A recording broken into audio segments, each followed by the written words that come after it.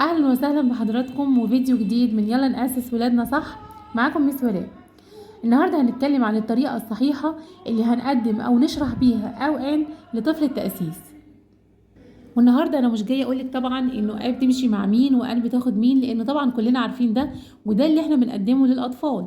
بنبدا نقول له ان الآ بتمشي مع الكونسونانتس الحروف الساكنه، وآن بتصاحب الفاولز او الاصوات المتحركه، وعليه بنبدا الطفل يشتغل ويشوف الكلمة بتاعتنا لو كانت بادئة بفاولز أو بادئة بكونسونانتس، تمام كده، أو فاول أو كونسونانت زي مثلا الكلمتين دول، ويبدأ عليهم يختار هيحط ايه. هنلاقي هنا الكلمة بادئة بفاول فهنختار الآن، عشان قلنا إن آن بتصاحب الفاولز، ده اللي احنا عارفينه. وهنا عندنا كونسونانت فهنختار الآن.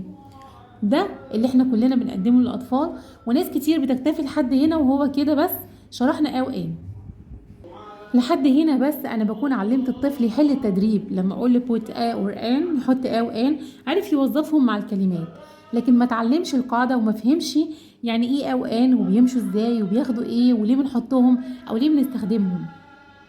وده اللي احنا عاوزين نقوله النهارده، ان انا بعد ما بشرح له a وان، وطبعا هو خلاص كان عارف يعني ايه vowels وكونسونانتس وعارف توظيفهم، ودي اسهل حاجه وبتحصل بسهوله جدا، ابدا افهمه يعني ايه a وان وامتى بنستخدمهم ومع اي كلمات او اي اسماء بنحطهم. فهبدا بمنتهى السهوله عشان خاطر الطفل لسه صغير، اقول له ان a وان equal 1. يعني ايه الكلام دوت؟ يعني ايه a وان equal 1؟ طبعا المفروض ان انا بكون اديت له في البدايه السنجلر والبلورال. انا ببدا كده، ببدا الاول ادرب الطفل اول قاعده، تمام كده، اول خطوه في الجرامر ان انا ابدا ادربه على السنجلر والبلورال، عشان دي ابسط قاعده. ابدا اقول له يعني ايه مثلا، ها، باج، تمام كده، وباجز. ايه الفرق بين الاتنين؟ تمام. الفرق بين الاتنين ان انا عندي هنا الجمع، وابدا اعلمه وادربه على الحاجات دي باكتر من طريقه. ان انا اقوله لو عندي هنا one bag هتبقى تاخد كلمه باج، لكن لو عندي more than one اكتر من one، تمام كده، more than one هتاخد ايه؟ تاخد الجمع، عشان كده بيكون كتير، والكتير بيحبوا الاس، تمام كده. يعني لو عندي two، والجمع طبعا في الانجليش بيبدا من اول ايه؟ من اول two، تمام كده. في الطريقه دي انا ببدا بيها اول حاجه، فاذا الطفل عندي بيكون عارف يعني ايه سينجولار وبلورال، عارف الفرق ما بين الكلمه المفرد والكلمه الجمع.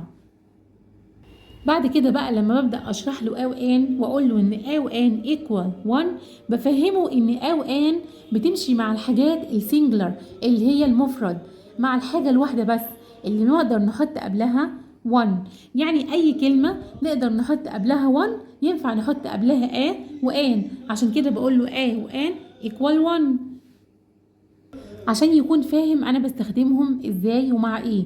يبقى اول حاجه قلت له او عرفته مين الكلمات او مين الاصوات اللي بتاخد ومين اللي استخدم معاها ان. بعد كده بدات اقول له ان وان اساسا هما الاتنين بيحلوا محل الايه؟ السينجلر، المفرد، بيقفوا مع الكلمات او الاسماء المفرد بس، يعني متخانقين او متخاصمين مع الجمع، على اساس ان انا زي ما قلنا ايه، شرحت له قاعده السينجلر والبلورال. وابدا بقى بعد كده ادربه على الحكايه دي بتدريب بسيط قوي وحلو جدا، هيوضح لك الفكره دي بمنتهى البساطه. ان انا ببدا اكتب الكلمه، خلاص اتفقنا اتدربنا على الايه؟ السنجلر والبلورال، كار اور كارز، واقول له تشوز بقى، هنختار دلوقتي كار ولا كارز. تعال نشوف دلوقتي. I have one. I have one هنا تاخد ايه؟ تمشي مع كلمه كار اور كارز. طبعا one يعني singular، فهنختار مين؟ هنختار car، تمام كده. طيب دلوقتي I have a انا بقول ان انا عندي كار، سيارة بس. بقى بتختار مين؟ الميس قالت لي ان or an equal one بيمشوا مع الحاجة الواحدة بس، السينجولار، المفرد. يبقى لو عندي هختار مين؟ برضو هختار كلمة car، تمام كده. طيب دلوقتي بقى I have four، أنا عندي عندي 4. ها، 4 إيه بقى؟ تختار إيه الفور؟ كار or cars؟ لأ، 4 دي يعني كتير، يعني إيه بقى؟ plural. البلورال هناخد الإيه؟ اللي بيحبوا الأس، يبقى cars. ده تدريب سهل جدا وهيوضح لك ويفهم الطفل بمنتهى البساطة. فاضل بقى اهم حاجة برضو نكون عارفينها وهنفهمه ونقول له خلي بالك بقى يا شطور، بعد ما بنمشي خطوات خلي بالنا بقى، ما بقولش كل ده من اول مرة، انت بتتعاملي مع طفل تأسيس. اول حاجة قلنا هنعمل ايه، تاني خطوة قلنا هنبدأ نشرحها له ازاي، تالت خطوة بقى تبدأي توضحي وتكبري الفكرة اكتر. تمام. ابدأ اقول له دلوقتي خلي بالك ان او ان، مش احنا قلنا ان او ان ايكوال 1، يعني بيمشوا مع الحاجات الوان بس المفرد، الاسماء المفردة.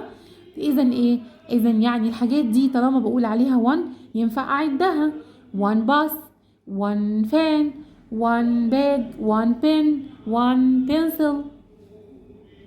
طيب لو عندي بقى كلمات ما ينفعش اعدها، حاجات ما ينفعش تتعد، ينفع اقول معاها or an؟ لا طبعا ما ينفعش. زي ايه مثلا؟ يعني مثلا لو عندك كلمة رايس، ها ينفع حد يعد رايس؟ لا طبعا يا مس مش هيتعد. يبقى هنحط قبليه or an؟ لا طبعا مش هينفع نستخدم ولا ان. تمام كده. طالما ما ينفعش نقول قبليه one يبقى ما ينفعش نقول قبليه or an. طيب لو كان عندي مثلا كلمة بوك، ها ينفع؟ يا مس ينفع. بوك ممكن اقول 1 بوك 2 بوكس، ممكن اعدهم. يبقى هقول هنا ايه بقى، اشوف الساوند الاولاني واقول بوك. وابدأ اديله امثلة بسيطة على الكلمات اللي ما ينفعش نعدها او التي او الاسماء التي لا تعد. زي مثلا ايه، زي مثلا كلمة شجر. تمام كده. ينفع نعد الشجر.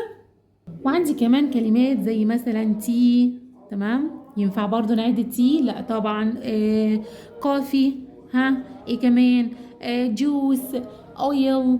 عندي كلمات كتير جدا. اشهر كلمات مثلا water، الواتر. ها ينفع نقول one water؟ لا طبعا. كل ده مش هينفع نحط او ان. ايه كمان عندي؟ ميت اللحمة. تمام كده. وبعد ما دربناه بقى ابدا دلوقتي اكبر التدريب شويه واوسع الفكره زي ما اتفقنا. زي ما قلنا دي خطوات، مش كله بيحصل مره واحده.